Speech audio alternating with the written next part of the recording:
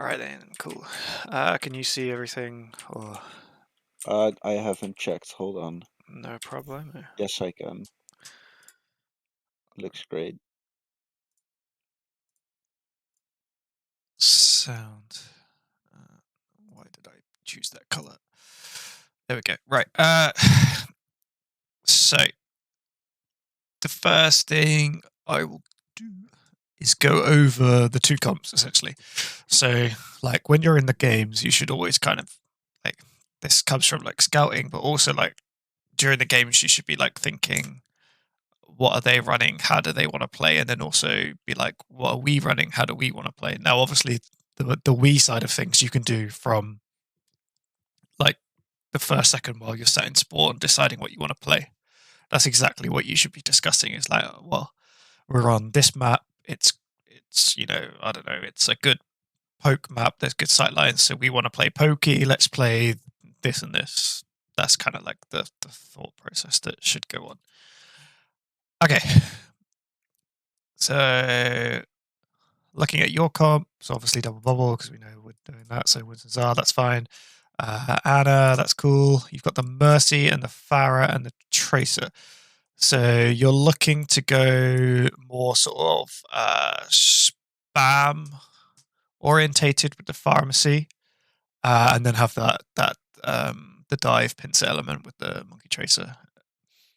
Perfectly fine. What do they have? They've got Monkey Diva with Anna Brig, an Echo, and Tracer. So they're actually doing what I said I've seen teams do multiple times in the double bubble thing, is that they're running a double bubble style comp, but they have Diva as a Desire, so it's no longer double bubble anymore, so it doesn't play the same. So this is more divey, but honestly, this works out kind of well for you because you can play around the Diva pretty well. Or the only thing I would say is that you're going to need to help your Anna quite a lot because the Diva can shut down a lot of what she wants to do in terms of like sleeps, nades, that kind of thing. So just be careful with your Anna, and obviously your Anna needs to be aware that she can't just use her cooldowns. She just needs to be more aware of like how she's using her cooldowns, because if there's a DM in her face, then she probably doesn't want to nade or anything like that kind of stuff. So that's like kind of sorted. In terms of how they want to play, well, yeah, we've established it's a pretty hard dive comp. They do have the Brig protecting the Anna, which is like decent, but they've got that kind of poke element as well with the Echo as well. So although Echo's primary fire isn't particularly great for poking, it is still okay. And then obviously the sticky bombs as well. So it's got that. It's kind of like a poke phase into a dive phase. That's kind of like how their comp is working right now. So it's a little bit similar to yours, but yours is more poke oriented. So what do you have to be aware of on their comp? So the big one for me is the Echo. The Echo is going to be your main problem because you don't really have anything that can really shut that down right now. So if I saw this, if I was playing and you still wanted to play that poke variant, I'd maybe swap the Farah to an Ash. So you still have the same style, but then you also have something that you can do to contest the Echo a bit more. Now, the good thing for you is that the Echo doesn't have a pocket or like a hard pocket with the Mercy. She does have the option to get Brig packs, but that's not something the Brig should be kind of like looking for inherently. So yeah, Echo is going to be a big problem for you guys. So, what do you want to do? So we've already established that you're kind of playing the kind of like pokey style with the pharmacy. So you should be looking to hold those sight lines and spam from a distance, using that boosted Farah damage to get people low that your Monkey and Tracer can engage on that and then potentially get a pick off it. Huge. Right then. So let's have a look at your setup in terms of how you want to play it. Let me just move my camera slightly. Where's the best place to go here? So, the one thing I have a big problem with right now is this. This. Anyone who sat in these with me before knows I like to play aggressive Zarya Anna. This is way too passive for me. I want my Zarya up here, and then your Anna can be sort of here. This is way too passive. Essentially, these two can't do anything until they push round here. So you're basically 4v6 right now. I don't like this. Play confident, play more aggressive. Your Anna should trust your Zarya that she's going to peel for her. Your Zarya should trust your Anna that they're going to keep her alive, and also, Zarya should trust herself that she should keep the Anna alive. That kind of thing. And remember, you're wanting to get your Zarya charge right now. So you can basically only get your Zarya charge with friendly bubble right now, because what's Zarya going to do with personal bubble sitting all the way over there? No one's going to be shooting her. So yeah, move up, play more aggressive, play confident. It's fine. It's better to play here and then be like, oh, they have this, let's probably move back, than it is to be like, ah, shit, we can't do anything right now, let's move forward. Because that's time you're not doing anything. So yeah, always kind of like start with the more aggressive positioning, and then if you need to, then go back. That's much better. So you on the tracer here. I don't actually mind this position too much. It's okay. How much sort of like spawn scouting was done? Does anyone remember? I know this was quite a while ago, so if you don't remember, it's absolutely fine. But were you like listening to like voice lines and cooldowns that you could hear in spawn or anything like that? So you could. We were I was, yeah. Yeah. Did you know they have a tracer? I don't think so. Okay. So yeah. So tracer here, like I said, I don't mind this position, but you could also play inside the rooms to sort of deny. I think we heard a monkey, diva, echo for sure. Yeah. That's the three what we heard.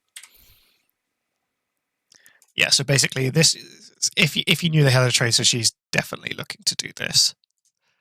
So if you play tracer in the room and scout that, you can mark the tracer and harass her and all that jazz. But yeah, like I said, I don't inherently mind this position at the top. It's hindsight's 2020. Pharmacy here. I need to decide in my head whether I actually like this one or not. So it's a nice position because they're not really going to be expecting you here. The problem is that once they have seen you, what are you going to do? Because you're a bit exposed. So like, yeah, you can fly up and go back down here, and then you've kind of got cover from people on the ground. But what if their monkey and their echo dive you? Because they can both reach here. What are you going to do then? That's kind of my issue with where you're at right now. And then I think my initial idea was to concuss back to the mega, but I kind of just didn't do that. Yeah, so like for me, I think it's actually perfectly fine to start here. Because you have the cover of this roof. You can play around these roofs as well if you need to. So if you need to like get out and rotate, you can fly over the roof. And then remember, you're playing this poke style. So yeah, you've got a great sight line from back here, like using the roofs as cover and then the sight line to just poke out.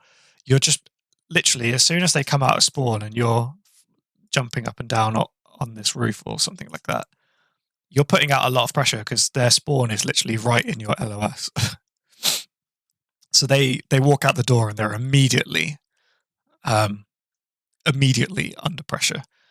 Now, what I would say is obviously you don't know this yet, but you need to be very, very, very careful of that echo because she's going to ruin your day. She's she's not pocketed, like I said earlier, but just be aware, like, you know, Echo's really good against Pharmacy because the beam is just, yeah, beam OP.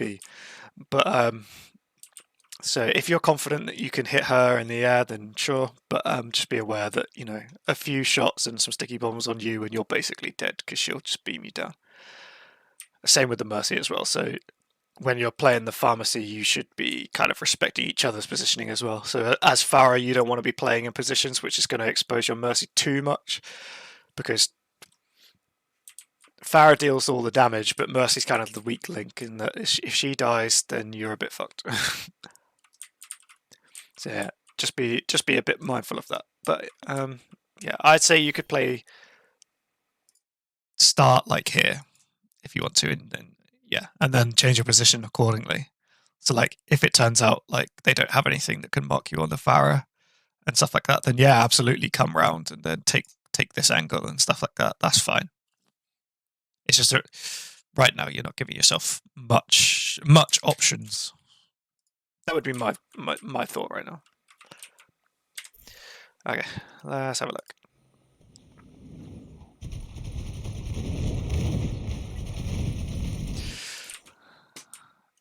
So where are they going?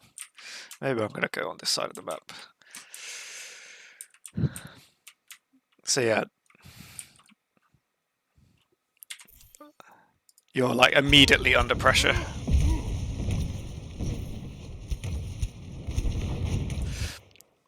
So does that kind of prove why I didn't really like that position?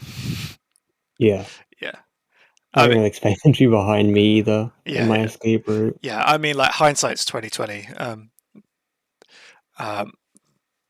Obviously, trying to listen out for those voice lines and stuff in Spawn is great, but if you can't, then play smart, play sensible. So, like, you could always move forward if the option was available to you, but from where you were, you couldn't really move backwards, and then you got punished for it. Well, your Mercy got punished for it. You're fine, and then your Tracer's here as well. So yeah. So right now you're like 2 down already, and you're missing your Mercy. You're a bit fucked right now. I think you just need to like reset, maybe.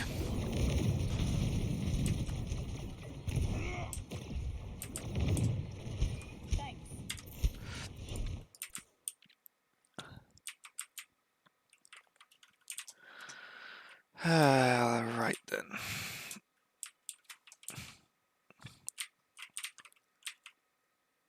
Okay. So again, remember when I covered the double bubble video? This picture here is like wrong. Because your Zarya is further back than your Ana, so I'm guessing your Ana dies right now or gets pressured or something. She's like caught out right now. So like these two need to be swapped in terms of positioning right now. So your Zarya should be where your Ana is, and your Ana should be like where your Zarya is. And they should be looking to get out right now to set up for the next position for you to go in from. Let's have a look. Ana die, perhaps? Yeah.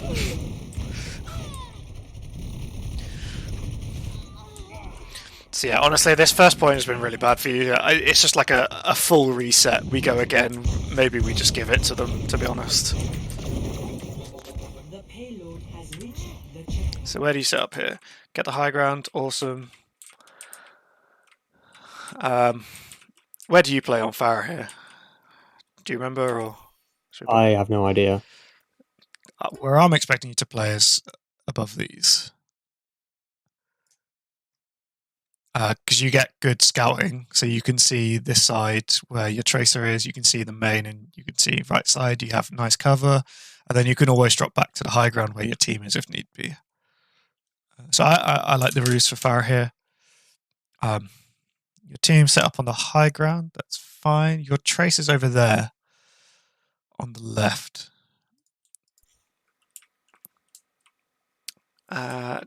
Did Razor talk to you about this at all when he covered it with you guys? Trist.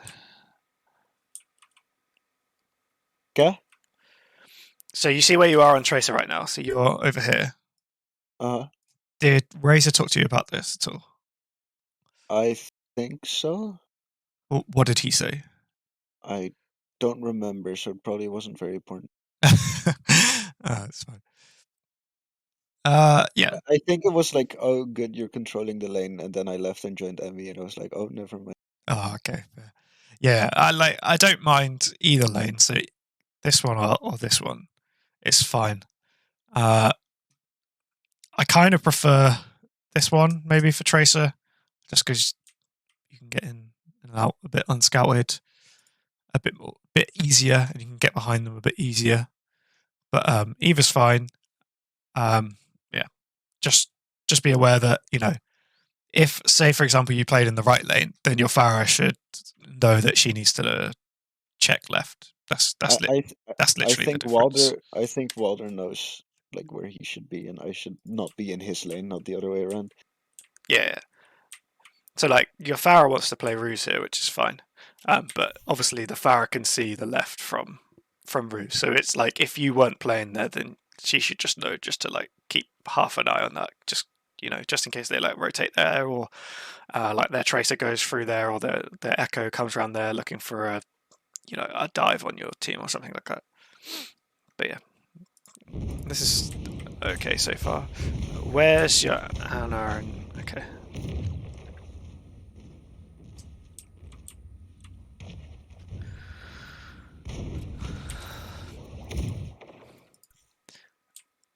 Where are you right now, Tracer? Where have you gone?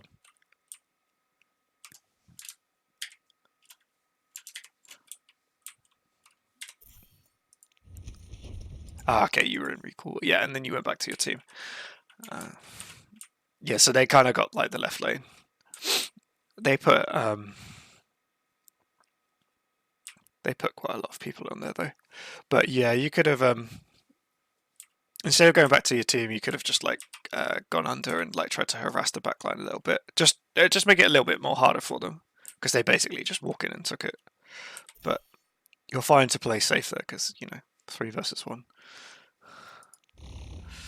The problem I have right now is like everyone's like bulked together. So yeah, Pharah, nice, huge, love that. You lost your Mercy though. Yeah, I didn't realize I lost the Mercy there. That was scaring. I'd have to look back to see whether that was your Mercy's fault or your fault though. So.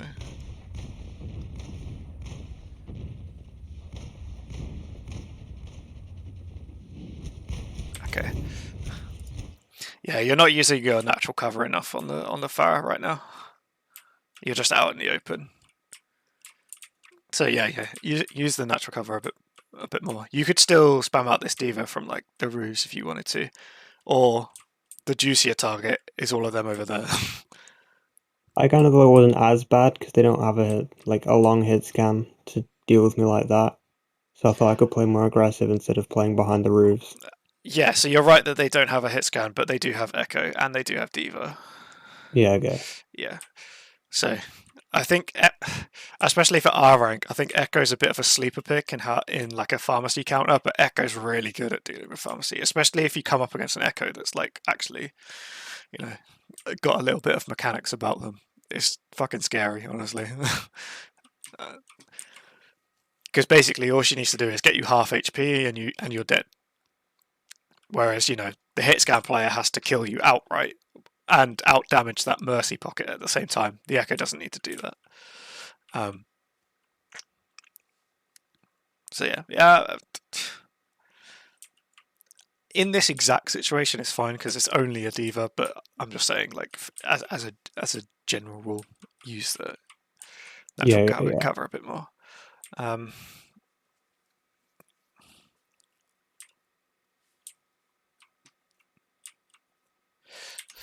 So I'm guessing your backline is just coming back from the rotation, which is fine.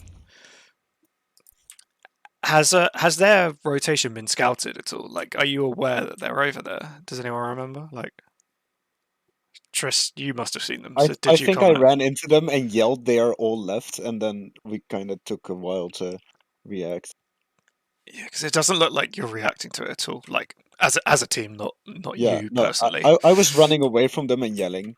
That was like kind of what I did. Okay, let's see what you do. You force out the diva, which is fine. Unlucky. Engaged. Honor. What we Yikes. Okay, let's watch that one back.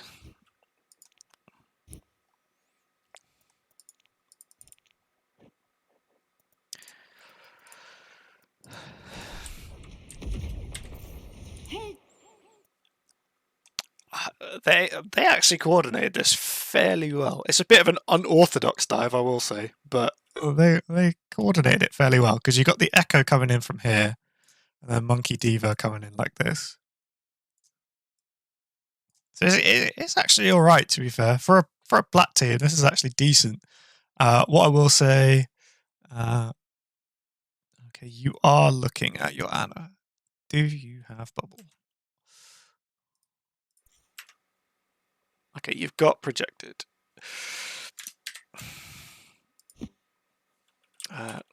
Right, let's watch this from Zarya perspective and see what happens. When do you use your bubble?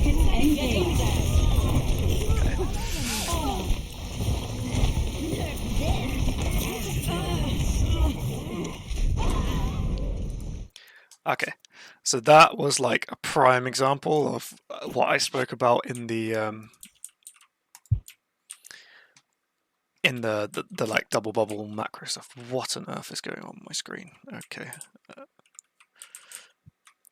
so that bubble was like way too early. Like your Anna's not even taking any damage right now. I think this was basically just panic. It's like, oh my god, they're hard engaging. Just bubble Anna and hope for the best. But she's fine right now. Well, Huss is off rolling. Yeah. This one of these things. This is what happens when you have such a big roster. Like, I can't really do anything about that. But yeah, if you have so many fills all the time and some of your players don't play it as regularly, these things are going to happen quite a lot.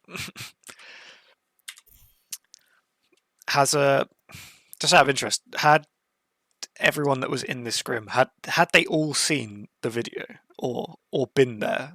So Emmy was there, Trish was there. Honestly, Waldo, I can't remember if you were there or not. I think you were. Which video is this? So the double bubble macro guide I did, where it was like the workshop session where I sat with like all of you in VC and went through like some of just like the macro basics for double bubble. Yeah, I think I might. I don't know if I was there, but I remember it. It was on. I watched it. It was on Ilios. Yeah. So that one. Yeah, because that would have been a big issue if like half of you had watched it and half of you hadn't. Because as I said, like double bubble's like a really coordination based comp. Like everyone really needs to like understand what they're doing in order to like make the comp work effectively. Obviously that's the same for all comps, but like some are, you can get away with it a bit more than others, but double bubble isn't really one of those. But yeah. Honor. What we this. I'm feeling unstoppable. That's unlucky. Was the nano monkey, was that called or like planned or anything, or was it just reactionary? I don't remember. It's Okay. been a long time. That's fine. I play so many games after it, so I have no idea.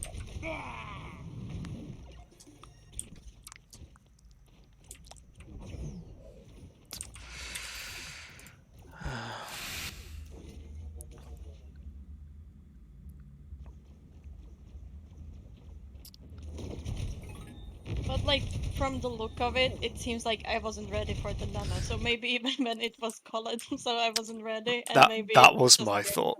It did look a little reactionary. Yeah. I can't see myself being uncomfortable that I got it. So.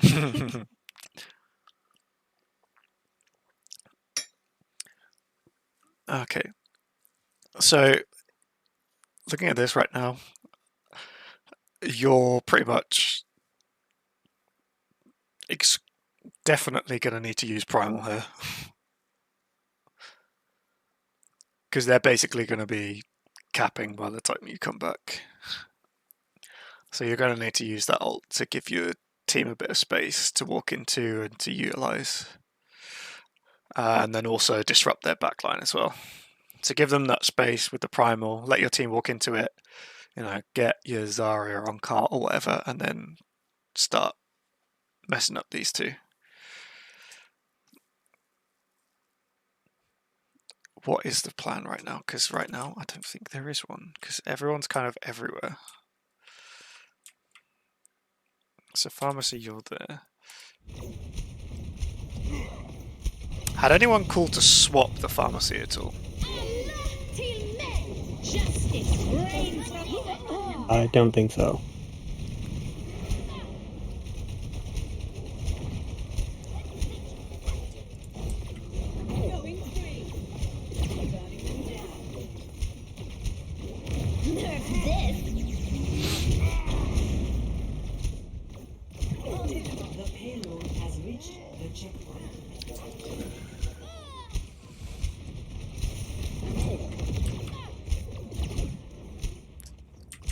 I have to say, like, they're doing a really good job of just, like, not allowing you time to, you know, set up or do anything.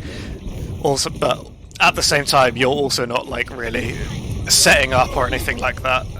You're just kind of operating individually and not, like, coordinating as a team in terms of, like, where you want to position and stuff.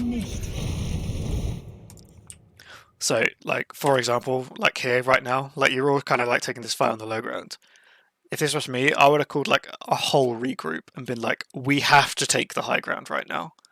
Because if, or at least contest it. Because if you're not impacting this, you've already lost this point. Like it's over at that point. Because whoever has this has such a massive advantage in this point.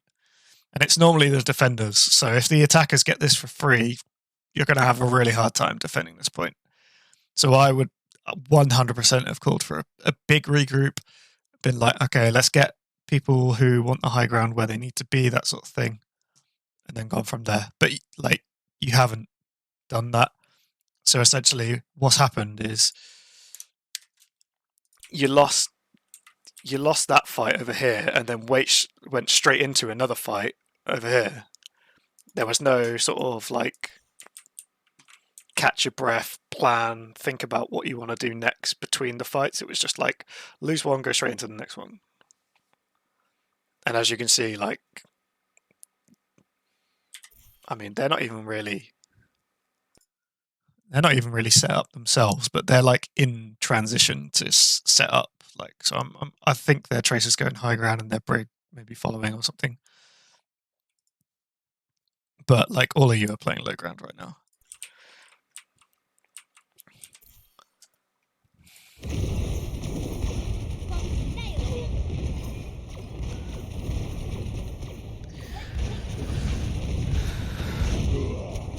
Huge shot on that monkey. Nice.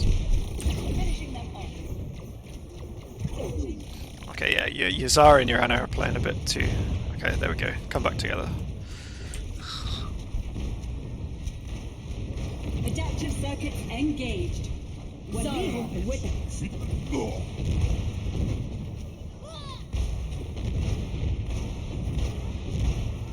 Огонь по готовности.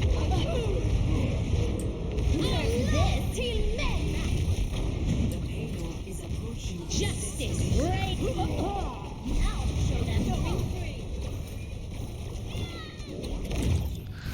You can see what I mean about this high ground. Their Anna's just like free firing up there. She can do whatever she wants. So I actually want to look at this whole last point again quickly, just like slow down.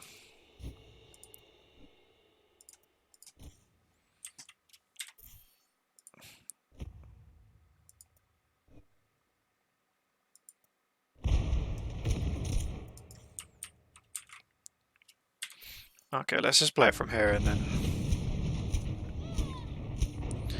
see what your reaction is. Okay, I get it now.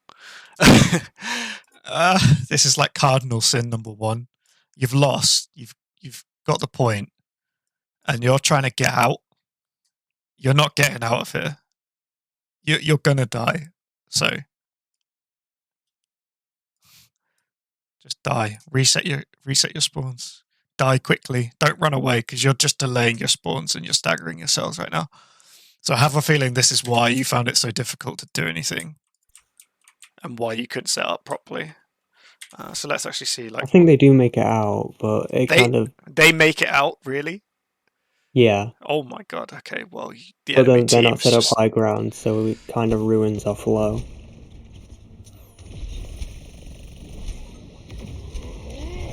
Yeah. Okay. Honestly, all I'm saying is the enemy's just bad. How they don't die there, I really don't know, because they're 3v like 6, or is it 6? Yeah. Yeah. So they're 3v6 and they leave from a 3v6.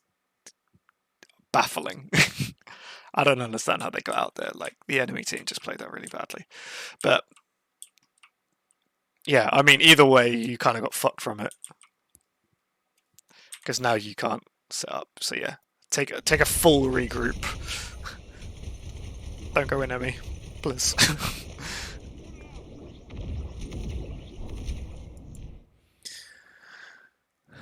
Okay. I was just scaring the Echo. Scaring, yeah, growling at them meanly. Echo is scary.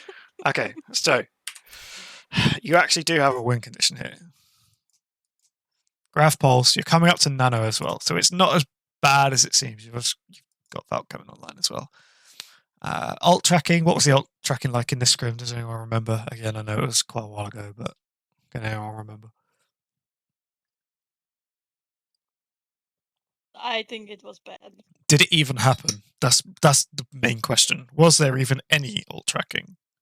I think sometimes it happened, but I think on this last fight, like when we got like so rolled, kind of, it's just because we went from the fight to the fight, and no, we didn't ask the question, I think. Yeah. Okay. So honestly, like,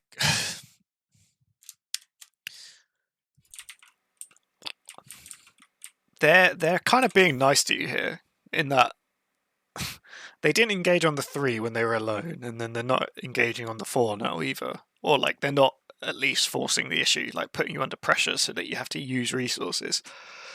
So you could absolutely just take a full regroup here and then set up on the high ground.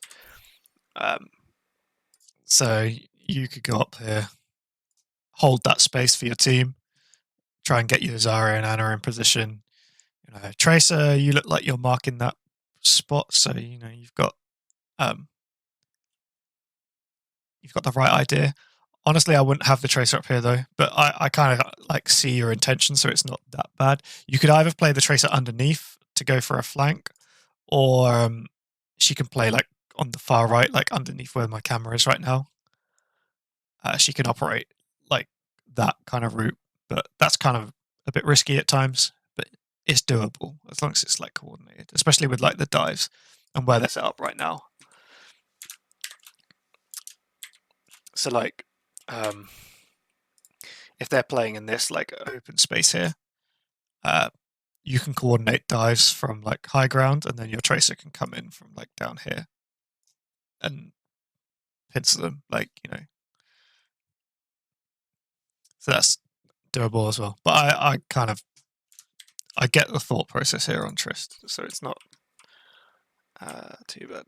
Where have we got? Farah coming from spawn. And Huss. Okay, huge. Okay, this is actually decent.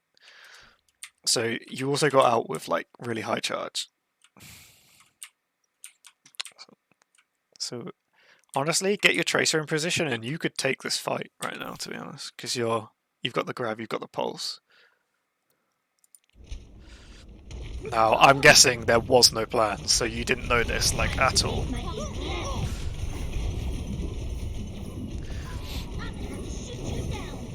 That's a big pick. That's just unlucky with the sleep, but it is what it is. So I can tell that you didn't plan for this, like, at all. Even though you had it, because your Tracer went, like, up here. and used Pulse Bomb, and your Zarya wasn't looking for Grav or anything like that, or they weren't playing like they were looking for Grav. So yeah, that was not planned at all, and that's kind of baffling. So make sure you're having those fight plans in, because this fight here was kind of winnable. I'm not gonna lie. Even though you were in a really tough spot, it was actually winnable, surprisingly. Cool. So what's your plan now then? You don't have the Pulse Bomb. You still have the Grav. You've got Nano. You could just like nano your monkey into the Grav, or if your Zarya is really high charge, you can nano the Zarya with the Grav as well. That's fine. Helden sterben nicht.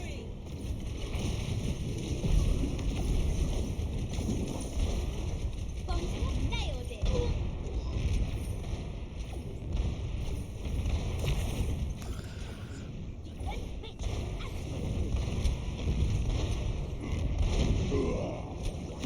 Big shot. Love to see that again.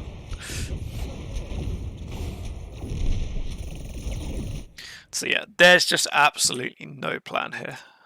You're just like free for all death matching right now. That's all you're doing.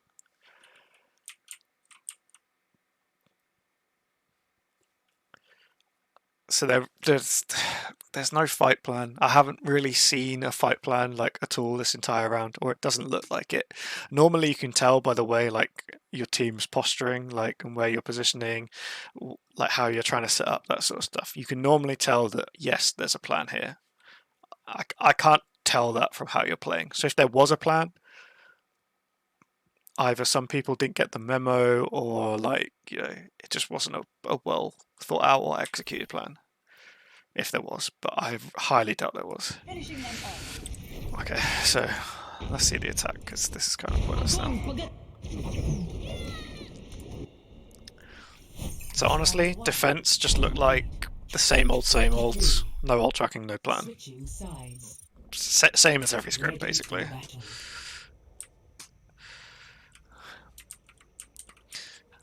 Just remember, you've full held this map with double bubble before. Was anyone? Emmy was definitely here that day. I think Triss was here as well. It was like the first day you played Tracer.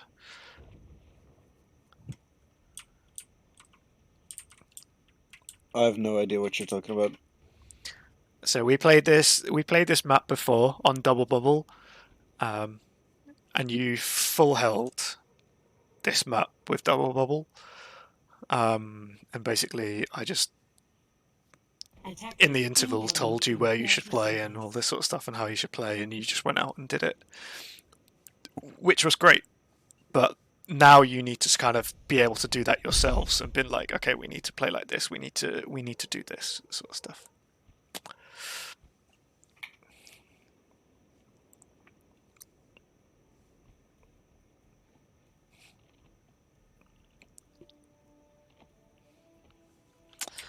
I just realised I haven't sped it up yet.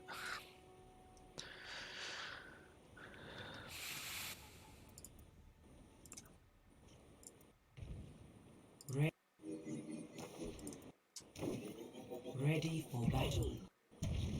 Did you have a coach this scrim? I don't remember. No. No, okay. Ready for.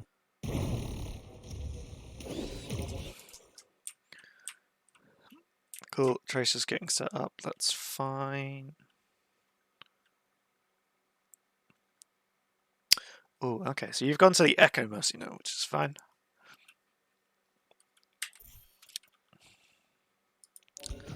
Let's see how that works.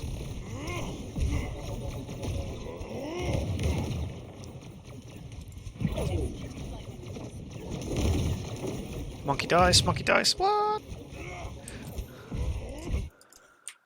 Let's go back quickly.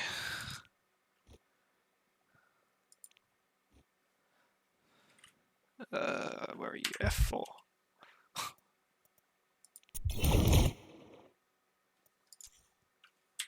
You have it. Oh, it's here.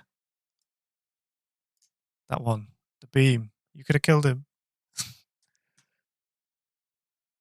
Yeah. Have some confidence. Be confident that you get that kill. This Obviously, is some awful gameplay. yeah, but that's fine. Like it's stuff that's workable on. You just got to have that self belief. Remember, you're getting pocketed as well. Obviously, if you go in, you kill him, but you die and you get punished for it, then you know, like maybe I overcommitted a bit too much there. But you know, you're not gonna learn that playing safe all the time. You absolutely could have gone and should have gone for this monkey because he was so killable for you. I would have, you know.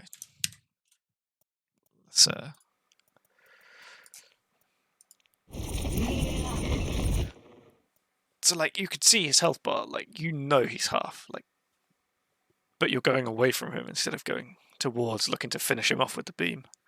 How much Echo do you play? Is it like a comfortable hero for you or no?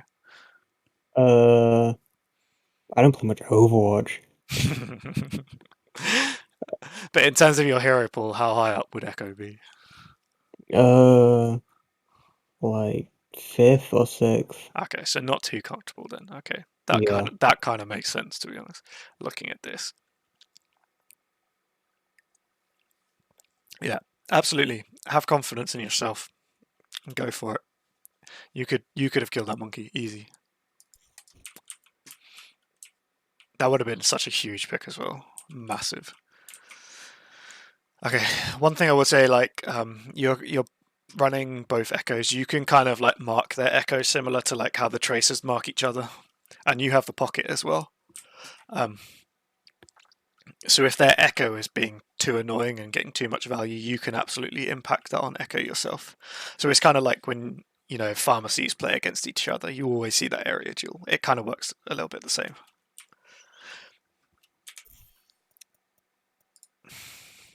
Right then. So we're just chilling right now. We're just chilling. Bubble usage was a bit suspect there. Nice.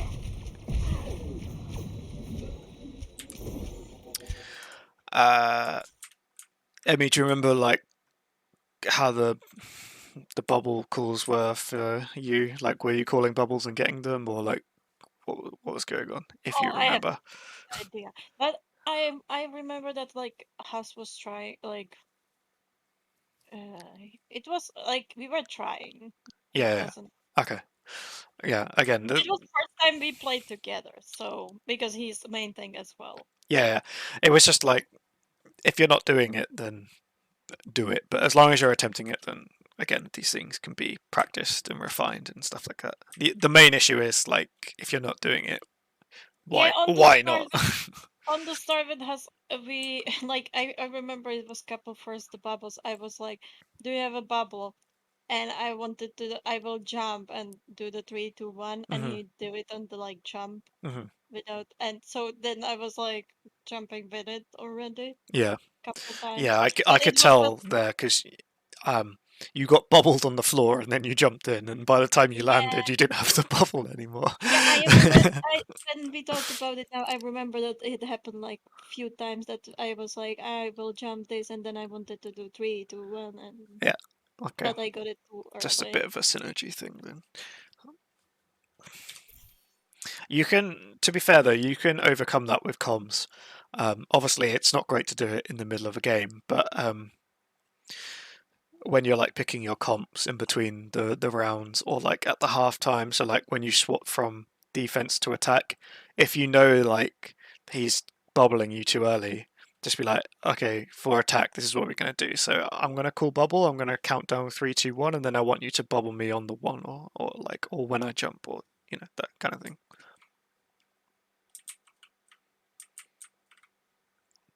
He won't get upset about it as long as you do it the right way. Yeah, yeah, because actually we talk about it when it happened. Yeah, And okay. I think it gets better, at least a little. Okay, cool. Ah!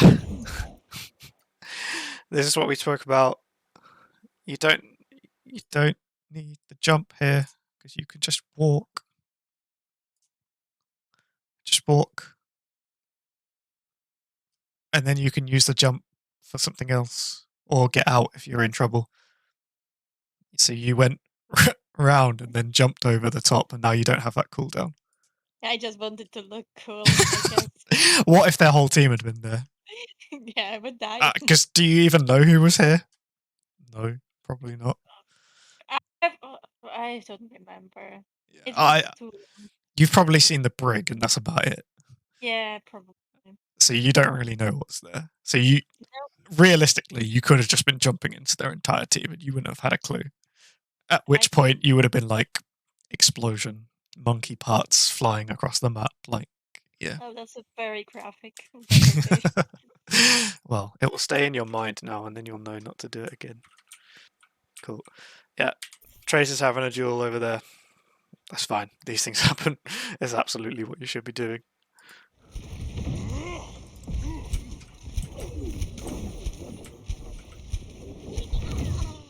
Nice kill.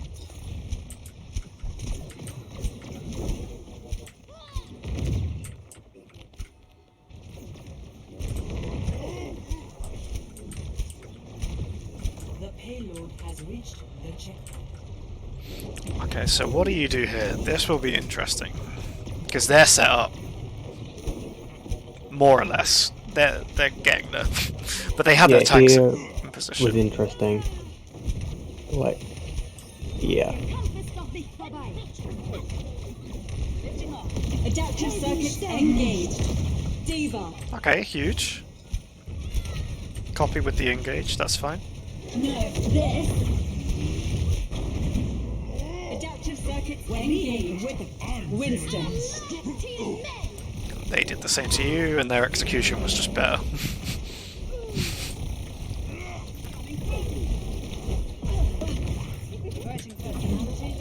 How high up is Diva on your hero pool? Me, Yeah. pretty low. Okay, yeah. Probably my worst tank. In the nicest way possible, I could tell. Yeah. You threw that Diva Bob like straight up in the air. You didn't need to do that, but yeah.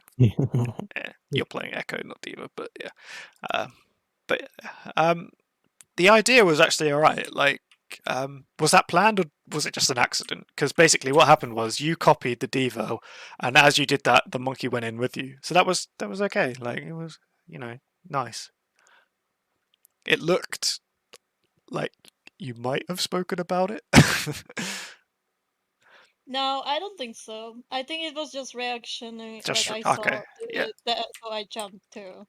And I don't think so. Maybe Violet said something and I didn't hear it. That's what. I probably didn't. Okay.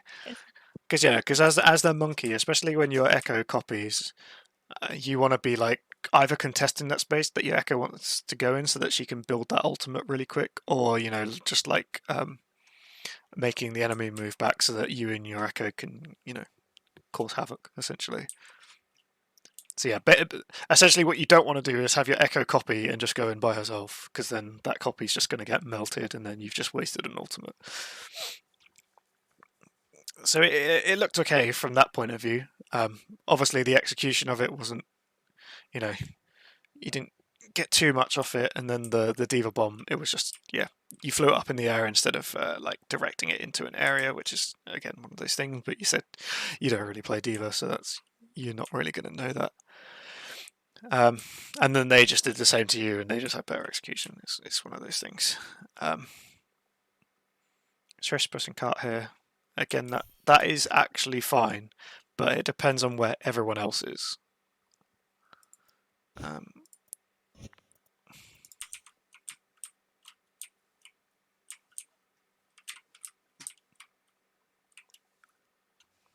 Where's my tracer? Okay, I think you've just died. Adaptive circuits engaged. Winston.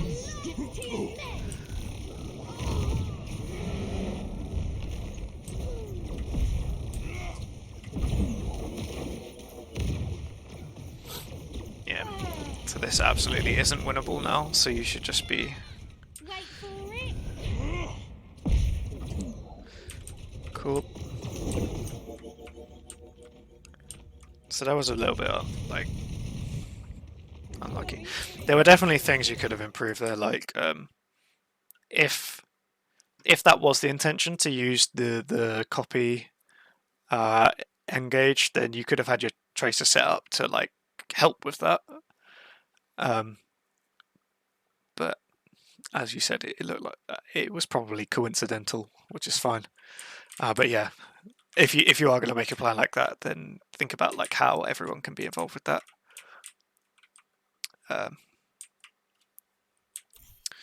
The question is, what do you do now? Because again, this is what I kind of mean. Like, they got a lot of ults. You've basically got nothing. You're coming up to Grav.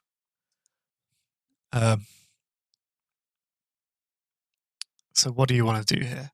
Now, what I would say, so if I was looking at this personally, I'd be like, we've got quite a lot of time. We don't really have that much right now. So we need options. So here, we're basically looking to build Grav, and I'd probably go for a dry push here. So you're basically going in with the intent that you're not going to use anything, but you want to make the enemy use their ultimates to try and equal that ult economy a little bit. Because right now they're just shitting all over you in terms of what they could do. And again, if you're ult tracking, you would know this, but I have a feeling you're probably not. Now, my predictions for this fight, because I haven't actually seen it, I would guess that happens anyway, even though you don't mean for it to happen. So they're going to use ults on you and you don't use anything. You've got the pulse bomb. You might get Grav, but I doubt it. So let's see.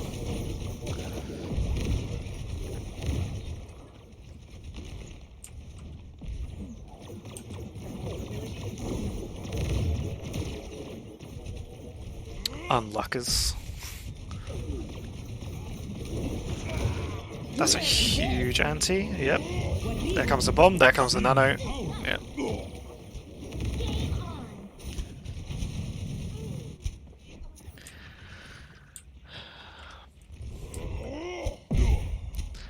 Okay, so that probably felt really bad for you guys, but honestly, they were fucking dumb.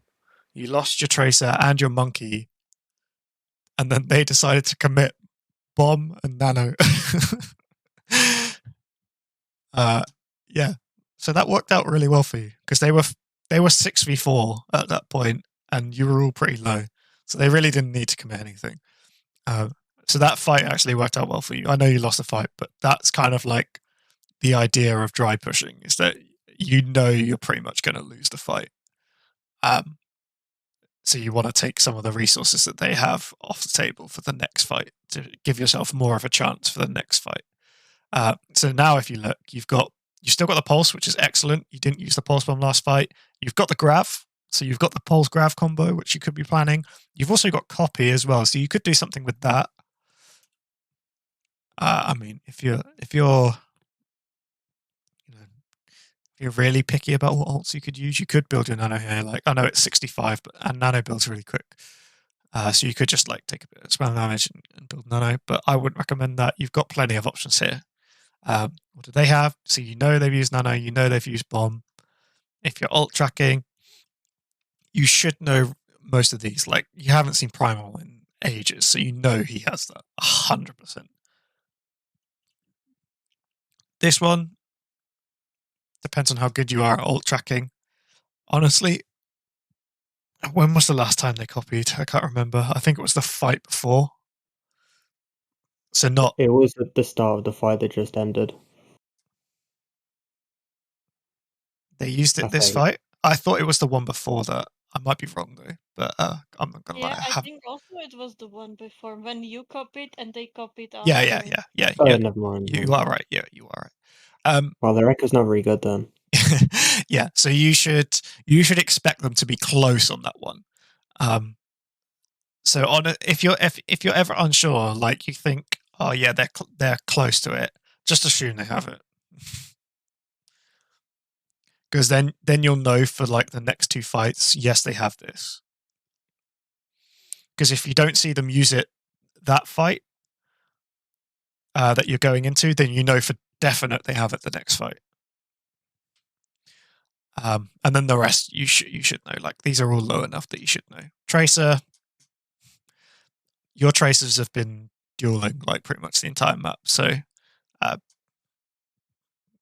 honestly, Trist could have more input on like how the tracer pulse bomb situation is than anyone else because Trist has had eyes on that tracer exclusively. So Trist could really help with the ult tracking of that one. But honestly, like pulse bomb is not really an ultimate. It's basically a cooldown. Just assume they always have it. It builds so fast. So if you're ult tracking this is huge for you. Like, you know that you have the advantage right now. So the question is, how do you plan that? Now, let's watch, because I guarantee there is no plan here.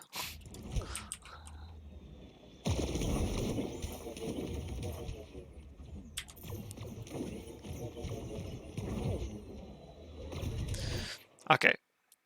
So you're going this way. Right? So I know you're not grav pulsing. Because if you're going this way, you're 100% not grav pulse bombing. Unless you go up and through here. That would be my only bet. But then... Hey, I remember I said that we should rotate to high ground because Azai wasn't going to be doing very much on the low ground. Mm-hmm. Okay. So your fight plan determines where you should position. That's part of the setup. So your plan should be, we're going to do X and Y. So then your positioning should reflect what your plan is because you need to be in the position which is most going to benefit executing your plan. So yeah, if you want to take the high ground and come through this route here, sure, it's a bit wonky, but yeah, it works, I guess. But looking at this right now, I'm pretty sure you're not going to graph pulse. Now, there is a possibility. So it looks like Echo, you might be going for the high ground here, and which gives you the opportunity to flank. So, me here, I'm thinking that you might go for a copy engage with the flank. So you'll look to go behind them and, you know, your monkey goes in, you copy, and then suddenly you're like front and back at them, and you've done the pincer engage. So that could be an option right now, depending on what you do. But it looks like you're going for this high ground, so that could be the plan. Now, from what you've just told me, I don't think that is the plan, but that could be an option. All right, let's see.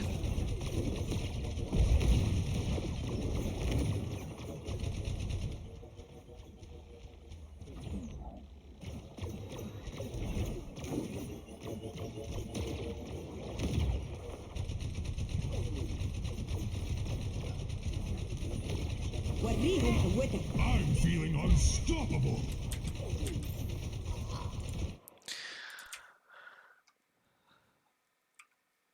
I'm going to be real here. I don't understand how this nano's getting any value because it's just the monkey. The rest of your team is AFK.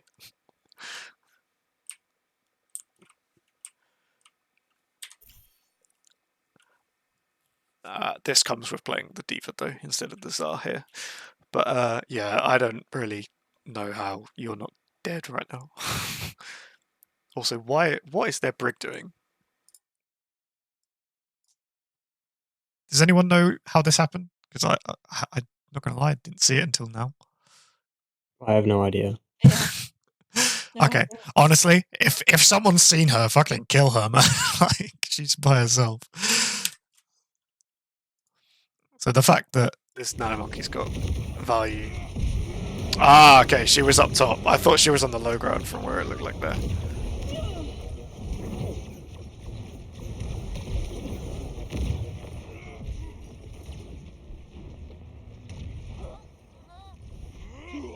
Okay, so the answer to the question is they're just bad. Huge. Big tracer pick on the jeweler. like that. Yeah, they're just bad. That's literally all that can be said there. Yeah, FYI, that is the only time this entire map that I killed their Tracer. It's really, really good timing though. Adaptive circuits engaged. Grab. Winston. Thank you.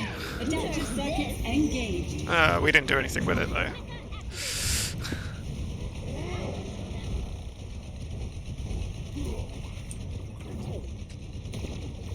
No.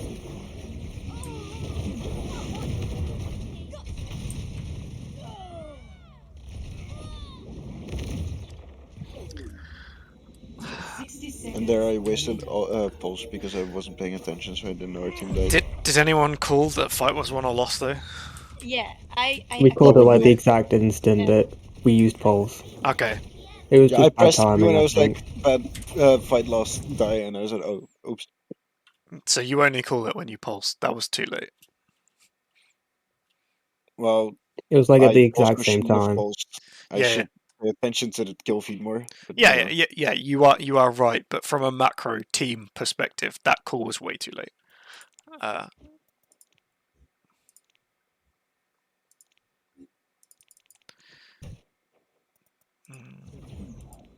Christ. Quite a lot further back. Nerf this. Now. I mean, probably even earlier than that, to be honest. But you've just lost your Mercy as well, who was like trying to res. It's done. It's over. Unless this bomb gets like fucking 4 people, which you know it's not going to. Like, it's over. Just call a reset. And it's perfectly fine to call a regroup or like just call a reset, and then the bomb kills 4 and you're like, actually wait, winnable, go, go, go. That's fine.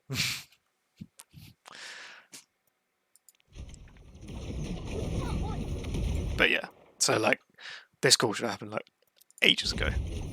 But yeah, you are right. From an individual point of view, you should have known not to use it there. That's just one of those things.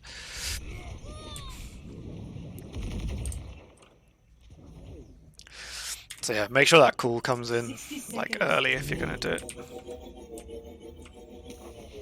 Because you might have also been able to save the copy slightly. I don't know.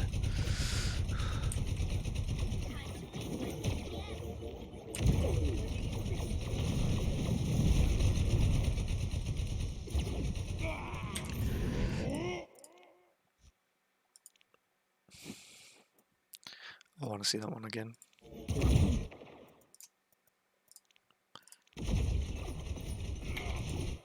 Okay, you do get the bubble. Okay. I wanted to drop immediately, and the coach just put like stuck me there. I was like, what?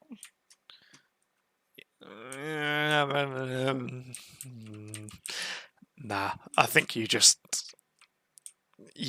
got a bit lost. So you actually landed in a decent place, but you ended No, up. we had like the plan was that when they're rotating, I will just jump on the edge and just like make them to look at me, so they can like get on the top, like not the whole team rotating to them. Mm-hmm, That was like the planning. mm-hmm. The execution was bad. Honestly, right now I just help my team rotate. You don't need to do anything right now. Because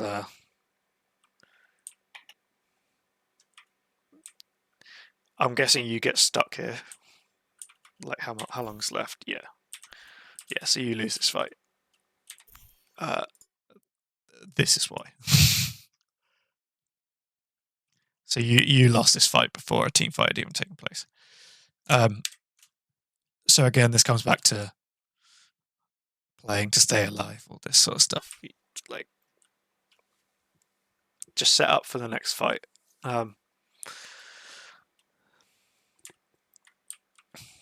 So help your team rotate. Look for opportunities. Like if you'd help your team rotate and gone up here, then you would have seen an opportunity to dive these people here. So you might have been able to engage with that. It's that kind of thing. Like their setup right now is not great, especially since they've seen you all go this way.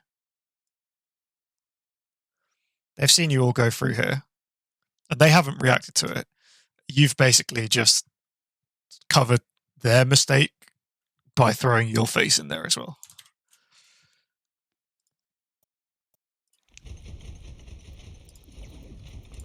Okay. 30 seconds remaining. Right. Feeling Okay, yeah, they're smart. They're smart.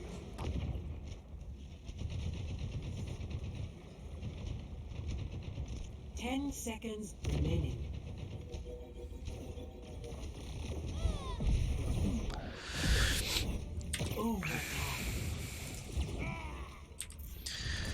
So because you lost your monkey early, it made things really difficult for you.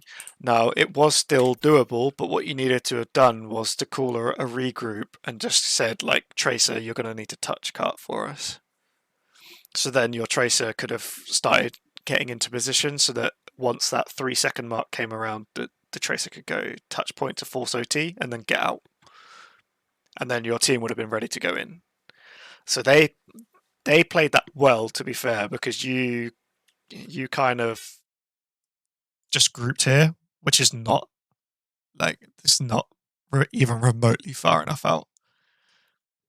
So then they saw you all sitting there and they're like, fuck it, let's take the fight now, let's go. And they engaged on you, they used Nano Monkey, he used Primal, my pet hate, but it worked out for them. Yeah. And then you started losing more and more people, and then it was over for you at that point. So you still could have taken one more team fight at the end there. You just needed to have played smart. And again, it comes back to knowing when to stay alive, knowing when to play for your life, essentially. So the second you lost your monkey, you like, as a team, you should absolutely have been like, right, no one else die. We have to stay alive right now. Let's just regroup, get our monkey. We know we're going to need someone to touch. So Tracer, can you just get yourself in position so that you can touch? That should have been the plan right there when your monkey died. And then you would have still had another fight. Now, would it have been a good fight for you guys? Absolutely not. You would have been in a really horrible position. But the point is, you still would have had another team fight. Does that kind of make sense? Yes, it does. So,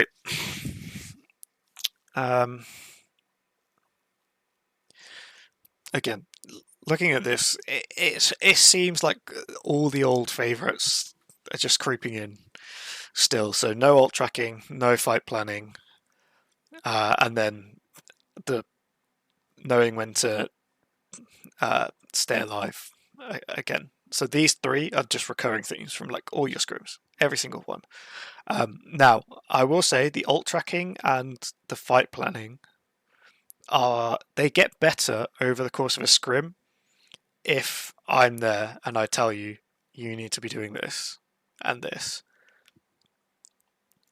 Now, obviously, the issue is if I'm not there or like one of the other coaches isn't there, what do you do? So it's been said so many times now that this needs to happen. So at some point, someone on your team, whoever's playing that day, just needs to be confident and say, just like, okay, identify what the problems are. So we're not ult tracking, we're not fight planning. We need to be doing these things. Honestly, just like someone pointing it out can impact and make people think about it. If you want to go one further, so IGL, shot caller, whoever that is, so say like Emmy could be like, okay, we're not doing this. Who's playing support? Apple, you're going to ult track for me. You're going to ult track on defense here, and I'll call the plans. But someone just needs to point it out if it's not happening. So like just going forward in all your scrims, just think like, is this happening? So I guarantee like a lot of you, especially when you're learning a new clump right now, will feel quite lost. Is that fair to say? Yes, definitely. Yeah. But a lot of that comes with not having a plan. So it's fair enough, right? Not knowing your role and not knowing how to play your role in this composition.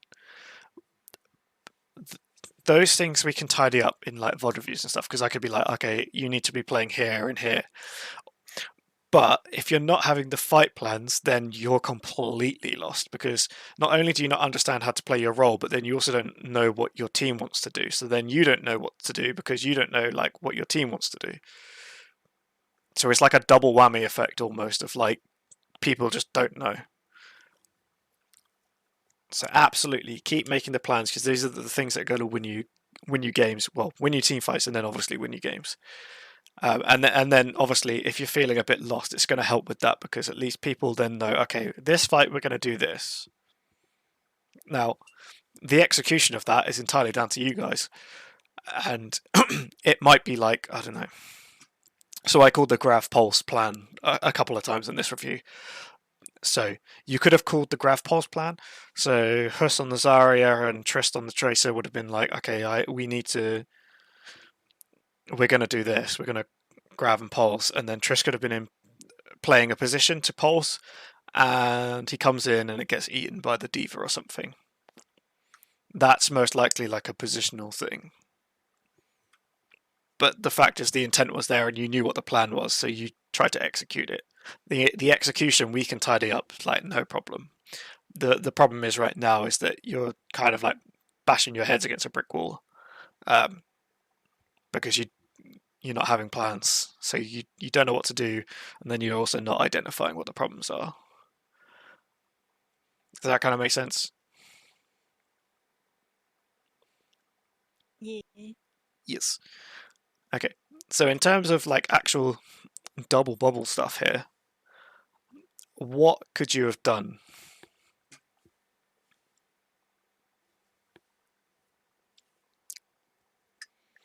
So you played the kind of like pokey variant.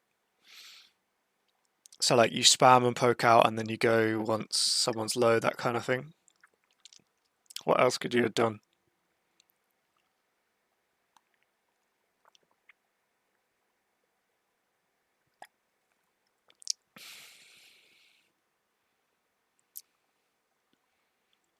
Really? No ideas? Really?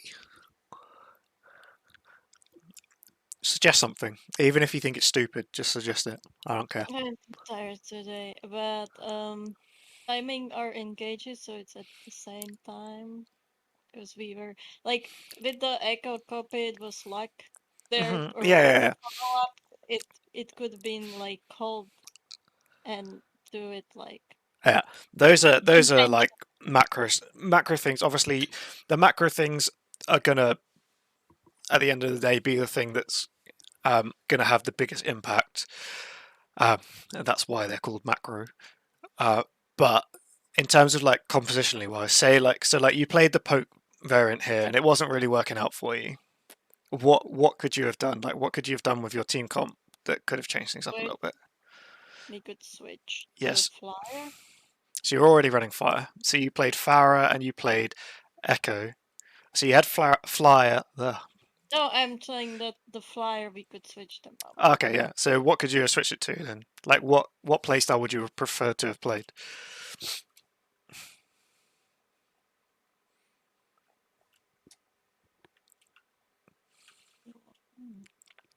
So Not poke is something that can kill them fast, like Tracer Sombra. So Tracer Sombra could have been an option if you wanted to have like that EMP, like that fight win guarantee almost. But for example, like so the Echo We could have seemed hit like a bit of a problem for you. So you could have stuck with the poke variant, but played like a hit scan instead. So played like Ash, yeah. So you could have done that and see if that worked. Or what you could have done is say like you were having big problems with their dives. So like I don't know. This is just like hypotheticals, but say like you're having problems with their dives, you just couldn't keep people alive with their dives. We So could have break. Yeah, so you could have swapped to the Brig, and you could have also gone a bit more brawly. So you could have put like a Cass in there, or put like a Reaper in there. I've seen Reaper running double bubble. It's a bit unconventional, but Soul Dynasty actually saw quite a lot of success with Reaper double bubble. It was quite a janky tactic, and once people figured it out, it didn't work very well. But essentially, what they would do is when they wanted to go aggressive, their Reaper would TP in, he'd get bubbled, they'd nano him, and then he'd just ult. Big baby. Yeah. I And think maybe that okay. I think maybe that variant would work because Wilder loves to play Reaper. But this is just an example of what I've been saying. It's just like you don't necessarily have to swap your whole comp. You just need to change certain elements that will determine the playstyle you want to play. So, say you weren't finding much success with the spam flyer, so maybe swap to the hit scan spam. And if you're not finding success with that, then maybe go a bit more brawly. You know, What will you play with the Reaper? Like, what would be the comp with the Reaper? keep the tracer. Just swap the flex DPS out on the Reaper. But didn't you say that like you want to avoid switching because it just messes your fucking ults? You want to avoid switching your entire comp. So Okay. things that will disrupt your entire ult economy. Obviously, one or two things is okay. And again, it kind of depends on like what the situation is. Obviously, if you've got ult and you think you could win the team fight with that ult, then obviously don't switch. Try and make a plan with that ult. But if you've got the ult and I don't know, like it's completely not doable, then just swap early. But again, like the earlier you make the swaps, the better, because then it gives you that time to build that ult economy. What you don't want to do is just keep swapping and changing all the time, because then you're not building that economy and you're constantly at a disadvantage. Because ults win fights, ults win games. So the team that has better ult economy is 9 times out of 10 going to win. So that's why, like, generally swapping the entire composition is not great, unless it's done really early. So like someone goes out, scouts, yep, they're playing double shield, we can't run this comp, let's swap to this, done. So you'll see that a lot in like pro players that like they'll stay in spawn, they'll get someone to scout, and then they'll swap their entire comp, that kind of thing. That happens quite a lot. But yeah, generally swapping your entire comp midway through a map or a match is not great.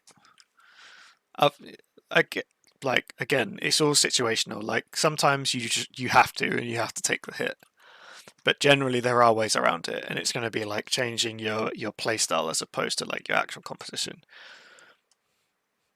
So that's where these kind of like individual hero picks come in. So every time you're in a scrim, do what I did at the beginning. Go through their comp and just mentally be like, okay, how do they want to play? How do we want to play here? To like deal with that. So if you know that their dives are going to be a problem, then maybe you could get more CC, or maybe you could get a bit more beefy and play a bit more brawly, that kind of thing. Play more stacked, whatever. Do they have lots of shields? Do you need more angles? Then you can play heroes that can cooperate with that. That kind of thinking. So like here in this round, you didn't swap at all. The only time you swapped was when you went from defense to attack, and then you played Echo instead of Pharah. That was the only time. And I'm not saying it was inherently wrong to stick on it like the entire time, but at some point maybe someone should have a think like, maybe we should play more brawly here. Maybe we should play more spam here. Maybe we should play more angles here. Okay, yeah, let's play more angles. So we're gonna get like Sombra Tracer. Make sense?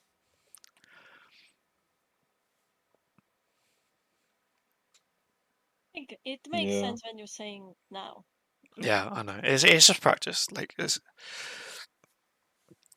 honestly, scrims It are all about always practice. So just it always sound so logical when you are saying these stuff. In the game, the logic Yeah, is no, going. I get that. I get that. I get that. Just be brave and try things. If things don't work out, it's fine. Whatever. The problem is when you're not trying things and it is the answer. It's like, well, so like with the so this is a prime example, alt tracking and fight planning. If you're not doing it, I can't really help you because if you start doing it, then you're gonna improve, and then we can look at other things. But until that happens, can't really do much because that's like the root problem of most of what's going on. Now, obviously, there's lots of micro stuff that can be changed, and there are some macro things that can be changed, and like positioning and all that sort of stuff. Sure, but the thing that's going to have the most impact and whatnot is like alt tracking and fight planning. Now, if you are attempting it, great. We can work on that, and I can sit there in scrims and be like, okay, you're trying to do this. Maybe try do it like this instead, and then we can tweak like individual elements. But so like, I mean, you've sat here and watched it with me. Can any of you say with absolute certainty, and I mean all of you were here, so all of you played in this game, and any of you with absolute certainty say there was a fight plan this fight? Nope. No There, idea. there you go then. No, we only planned the Nano Monkey Yeah. basically. And I wasn't. Was... Yeah, I wasn't even in your comms, and I can tell that just from how you're playing. So do you understand, like... Do you understand what my thought process was of, like, how I could tell that you weren't fight planning? Yeah, because we were going at different times and we were using, like, pulse bomb, but we had also graph, but we used pulse bomb mod one thing, and so on. Yeah, so it was your behavior and the way you were, like, approaching the fights that was, like, dead giveaways. So, like, going back to the example of Grav Pulse, if you... Like 30 minutes between the fights, so we can you say that, but I did that with my team as well. So I sat there and I spoke for like 2 minutes on a map about you need to do this, this, and this. They fucking hated it, but they never did it again. And yeah, it wastes time. And your scrim partner's probably thinking like, oh, what the fuck are these guys? But I mean, we're already like known as the team that takes way too long before like rounds. So who said that? no, no one said it. I said it. Oh, right, Well, okay. I don't think so. like, I've seen way worse it's- teams than you do that, to be honest. it's just that since old I've played team in this team, I've been told a lot to hurry up. No. My old team was much worse. We never was ready. It was like taking us ages. That's the point of scrims. You should be discussing things and planning things and talking things out. That's absolutely the point of scrims. If your enemy doesn't like it, then they're a shit scrim team. That's pretty much it.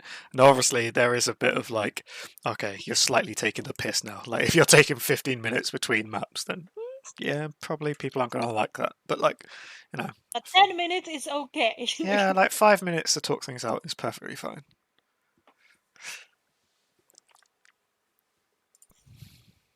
Okay. Well, thank you, Auntie. No problem. So I'll be there later. I need some rest before. yeah, absolutely. I had just 3 hours sleep and need to nap now. I'll be there later. Then you will hear our amazing comms and plans. I think what I want to do is maybe be slightly more involved for this scrim. Because previously I've kind of like just let you do what you wanted. So like you discuss everything at the beginning, and then sort of like in between rounds I'll say my piece. But maybe for today, what I'll do is I'll set you up with like a task to do on a map, and then you just focus on that, and then we can talk about how that went, kind of thing. he the taskmaster? Maybe that will help you. We'll see. I'll have a think about it. Anyway, yeah. Good night. See you all later. Peace.